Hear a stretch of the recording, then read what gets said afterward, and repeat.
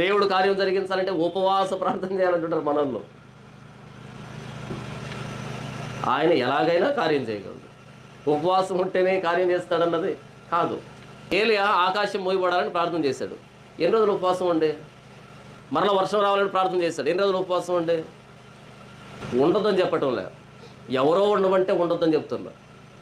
ఎవరో ఉండమని చెప్తే, ఎవరో చర్చి సంబంధించిన ప్రోగ్రాంలు పెడితే అక్కడికి వెళ్ళి ఆకలితో కూర్చోకండి అని చెప్తున్నా. లేనిపోని గ్యాస్ సభలని తెచ్చుకొని సావకండి ముందే అని చెప్తున్నా. అర్థమైందా? 40 రోజులు ఉపవాస ప్రార్థన మీకు ఉండాలంటే ఉండండి. ఎవడో బ్యానర్ కొట్టిస్తే దాని కిందకి వెళ్ళి నిష్టగా చేసి ముందే పోకండి. ఉపవాస ప్రార్థన పెడతారు కదా, వాళ్ళు ఫుల్గా తినొస్తారు. అది మీకు తెలియదు ఆ విషయం. గమనించారు మీరు ఎప్పుడైనా? పెద్ద పెద్ద పాస్టర్లు ఉంటారు కదా, 40 రోజులు ఉపవాస ప్రార్థన పెడతారు. పెట్టగానే ఈ కింద ఉన్న వాళ్ళంతా తినకుండా పోతారు, కానీ పైన ఉన్నవాడు తిని వస్తాడు. మీకు తెలియదు ఆ విషయం. మీరు సాయంకాలం అయిపోయేటప్పటికి ముఖం అంతా చిక్కిపోతుంది, కానీ ఆ వ్యక్తికి మేకప్ కూడా చెదరదు. మీరు గమనించారు ఎప్పుడైనా? 40 రోజులు ఉపవాస ప్రార్థన చేస్తే 4 గ్రాములైన తగ్గాలి కదా.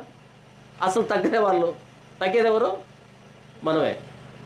మన పేరు వల్ల డబ్బు తగ్గిపోతుంది, మన శరీరంలో ఆరోగ్యం పోతుంది.